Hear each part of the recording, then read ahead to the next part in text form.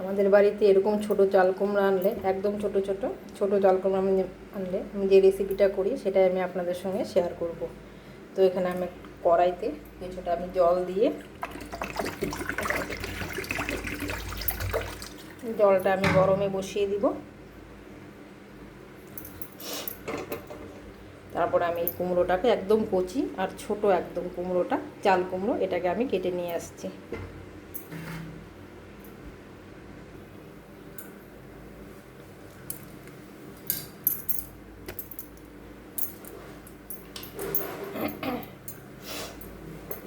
লবণ হলুদ দিয়ে দিলাম জলে।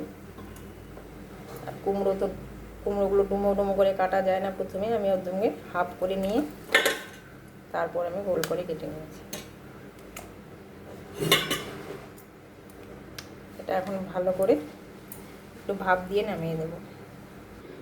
কুমড়ো ভাপ দিতে দিতে এখানে আমি এগুলো মশলাটা বেটে ফেলি, একদম শুকনো করে বাটতে হবে। পোস্ত, সর্ষে, একটু হলুদ দিয়েছি, কাঁচা লঙ্কা আর একটু লবণ দিয়ে দেবো। এটাকে ভালো করে শুকনো করে আমি বেটে নিই। হয়ে গেছে, এটাকে আবার বেশি সেদ্ধ করে ফেললে আবার ভেঙে যাবে। এটাকে আমি নামিয়ে ফ্যানের নিচে ঠান্ডা করে নিয়ে আসি।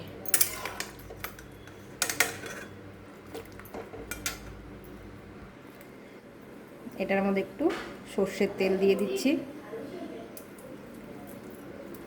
সর্ষের তেল দিয়ে আমি এটাকে মেখে নিচ্ছি। লবণ হলুদ তো আমি আগেই দিয়েছি। এখন এগুলোর মধ্যে একটা একটা করে পুরগুলোকে ভরে নেব।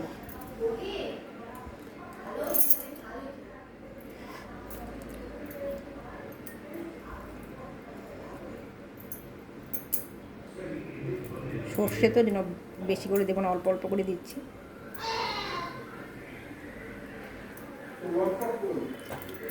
এইভাবে আমি প্রায় সবগুলো আমি ভরে নিচ্ছি। কড়াইতে তেল দিয়ে দিয়েছি। এখন আমি একটা একটা করে কুমড়ো দিয়ে দেবো।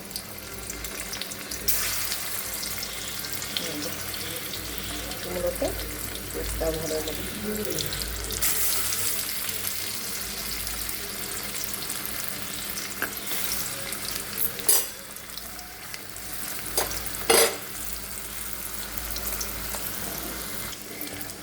এই হয়ে গেল ভাজাগুলো। আমি একটা একটা করে ভাজা উঠিয়ে নেব।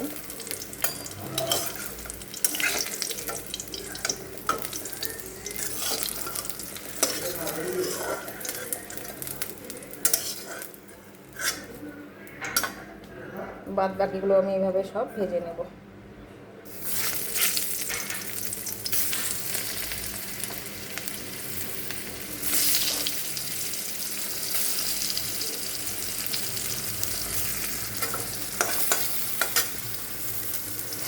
কেমন লাগলো আমার এই রেসিপিটা? ছোট কুমড়ো হলে এভাবে একবার বাড়িতে করে দেখবেন, ভীষণ ভালো লাগবে খেতে।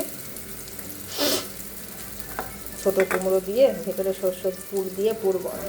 তো ভালো লাগলে অবশ্যই আমার চ্যানেল সাবস্ক্রাইব করে দেবেন ইউটিউব থেকে দেখলে।